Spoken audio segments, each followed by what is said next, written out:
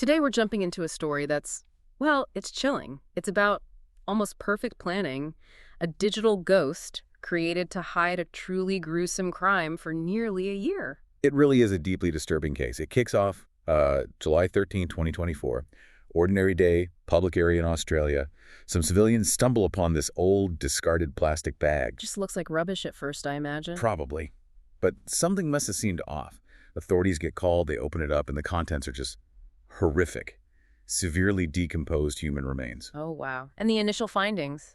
Forensics get to work quickly. They confirm the parts all belong to one person, a male, likely in his 60s, and the estimated time of death, over 11 months prior. 11 months. And was there anything specific about the state of the remains? Yes, and this is crucial, a really chilling detail. The body hadn't just been hidden, it had been dismembered, randomly. The tool used a power saw. A power saw? That sounds brutal, not surgical. Almost frenzied, maybe, but calculated to make identification harder. Exactly. That kind of, let's say, crude violence suggests a desperate attempt at concealment.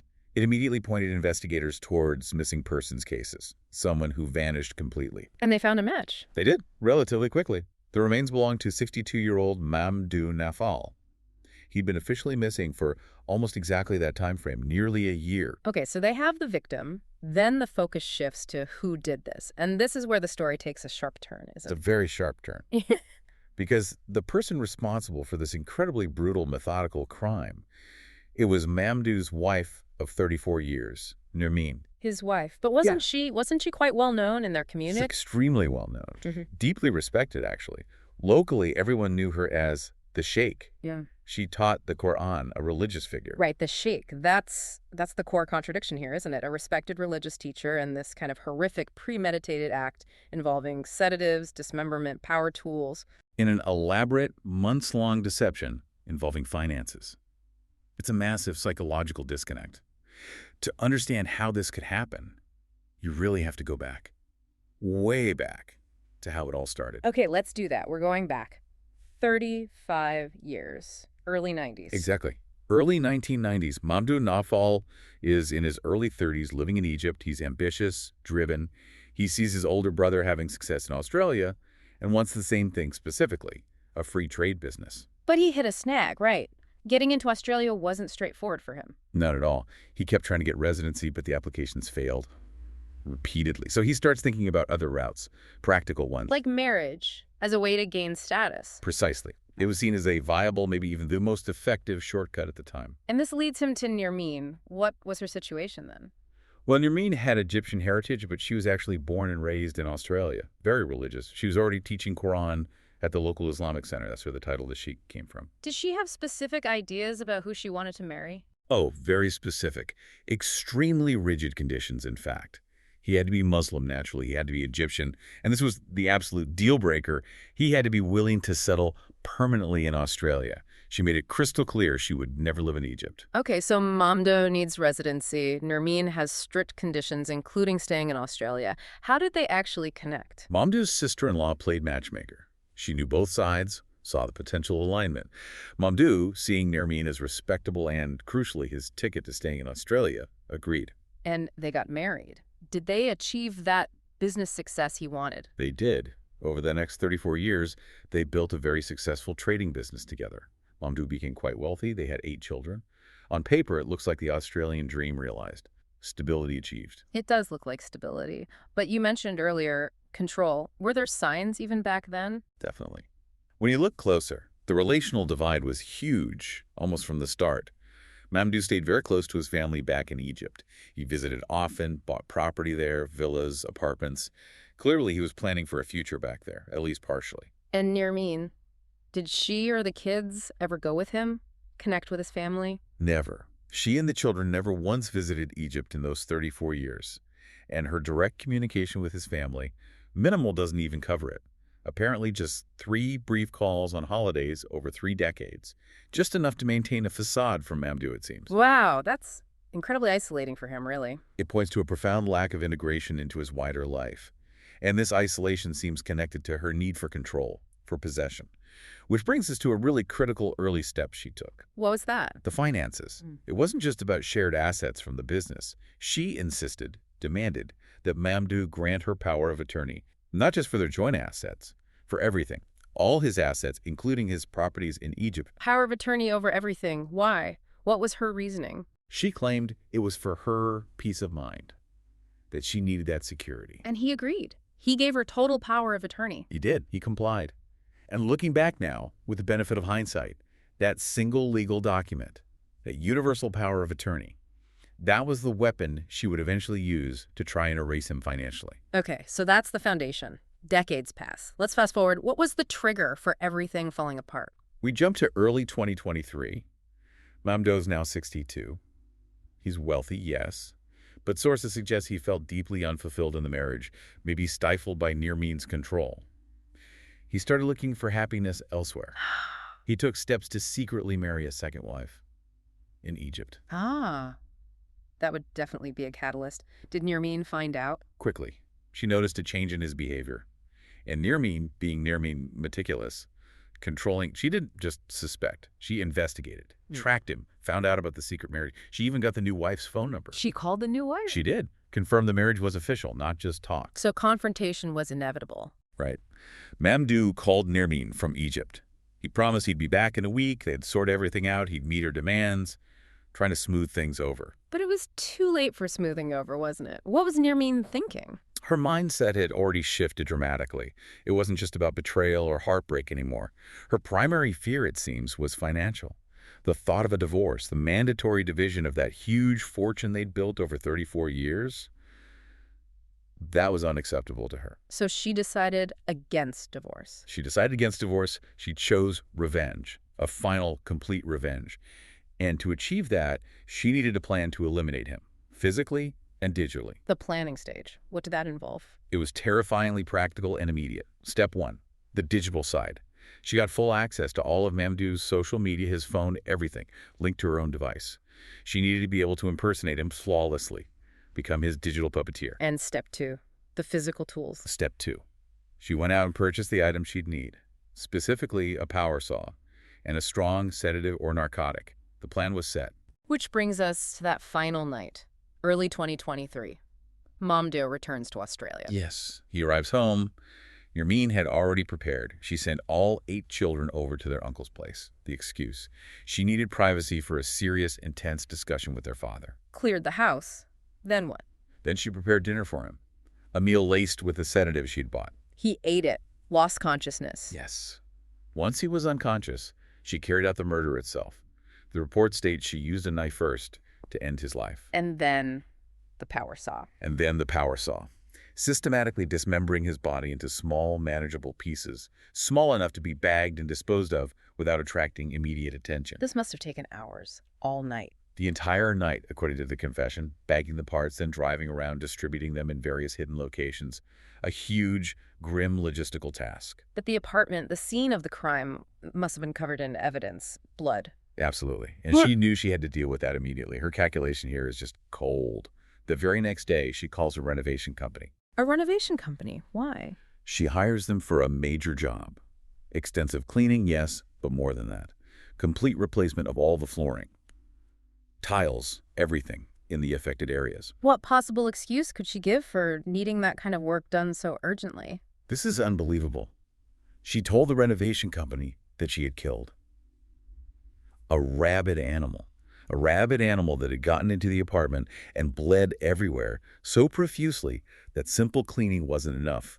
The floor had to be ripped out and replaced. A rabid animal.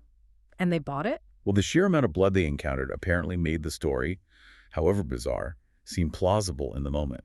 It explained the need for such drastic remediation. They did the work.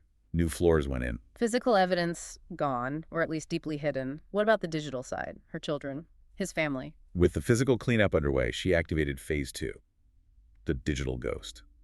She told her children their father had left, gone to live with his new wife, but he'd stay in touch. And she made sure he did stay in touch. For months. Using Mamdouh's phone, his accounts, she sent regular text messages, sent money, financial support to his family back in Egypt. Kept up the illusion perfectly.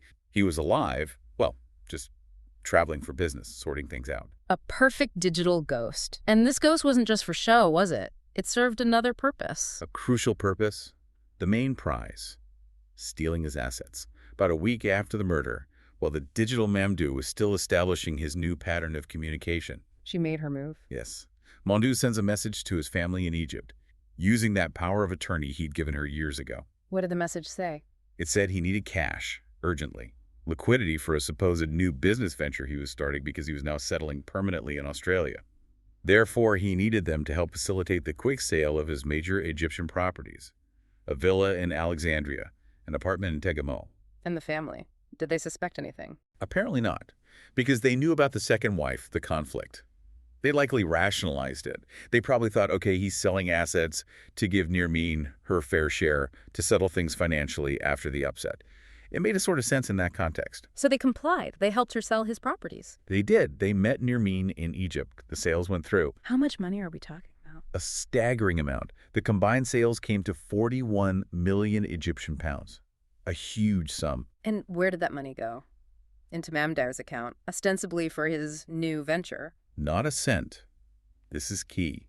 The 41 million EGP was transferred immediately, directly, into Nermin's personal bank account in Australia. It never touched any account associated with Mamdouh. So it wasn't settling assets, it was theft, grand theft. Absolutely. She was systematically looting his entire international portfolio. And there was another piece to her plan, revealed later. What was that? She wasn't planning on staying in Australia. She was already in the process of buying property in another Arab country, preparing official paperwork to move there permanently with all 8 children. She was going to disappear with the money and the kids. That seems to have been the end game. Erase Mamdouh, steal his wealth, and vanish. An incredibly elaborate long-term plan. How did it finally start to unravel? It unraveled because of something simple. Human connection, or the lack of it. Digital ghosts can send texts and money, but they can't make phone calls. They can't replicate real presence. Mamdouh's brother, the one in Australia. Exactly. After about 3 months, he became intensely worried.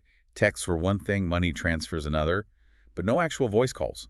No direct contact at all. In 35 years, Mamdouh always called, especially his brother in Australia. This total silence was completely out of character, unprecedented. So the brother's intuition told him something was wrong. Deeply wrong. In May 2023, despite the ongoing texts from Mamdouh, his brother went to the police and filed a missing person report. And the police started investigating Nermin? Yes. They interviewed her. She stuck to her story.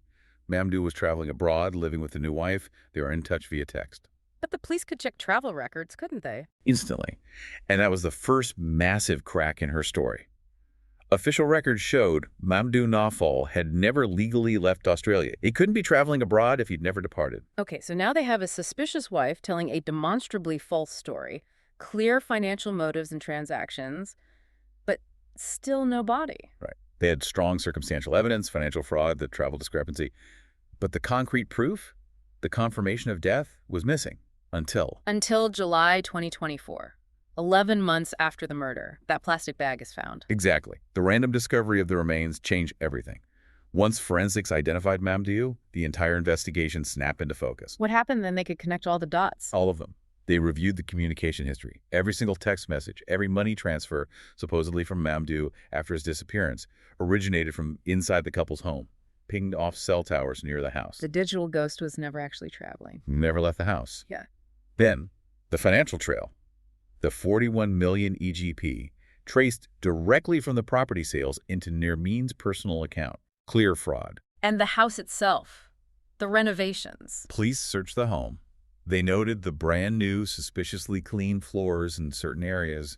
They decided to pull up those new tiles. Did they find evidence underneath? The forensic work done after removing the tiles strengthened their suspicions significantly. And crucially, when the police confronted the renovation company again, armed with this new context, The rabid animal story came out. the renovation company confirmed Nermin's bizarre story about the rabid animal and, critically, confirmed the massive amount of blood they'd cleaned up. It corroborated that a violent event involving extensive bloodshed had occurred exactly where Nermin claimed an animal died, right before she had the floors replaced. So the physical evidence from the remains, the blood evidence implied by the cleanup, the digital evidence, the financial trail, it all pointed directly at her. Overwhelmingly. Oh. Faced with the forensic links, the financial records, the phone logs, the renovation company's testimony, Nermin had nowhere else to go. She confessed. A full confession to everything. To the entire sequence. Buying the sedative and the saw, Sending the children away, drugging Mamdouh, using the knife, the dismemberment with a power saw, bagging and hiding the parts, orchestrating the 11-month digital deception, the systematic theft of his assets through the power of attorney. All of it. It's just, the sheer calculated coldness is staggering, especially contrasted with her public image. That's the profound psychological puzzle here, isn't it? Nermin, the sheikh, a figure of piety and religious instruction. Yet she commits this monstrous premeditated crime. And the motive wasn't a sudden passionate rage, it was fundamentally about money. Fear of losing wealth.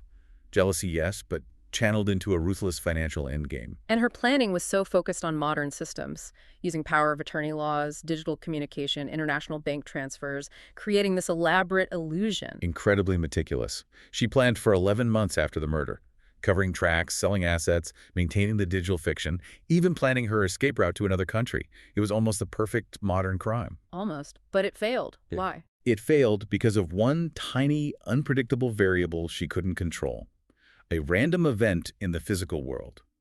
A discarded plastic bag found by chance by ordinary people in a public space. All that digital sophistication undone by a piece of trash. Her plan was built around manipulating digital systems and financial markets. She accounted for everything except, it seems, the simple, chaotic reality of waste disposal and random chance. So it really leaves you thinking, doesn't it? When a crime is planned with such meticulous detail, exploiting technology and legal loopholes to maintain an illusion for almost a year, what does this case tell us about the role of just pure luck, that element of chance, that one bag being found? How critical is that in actually solving crimes that seem, on the surface, almost perfectly executed?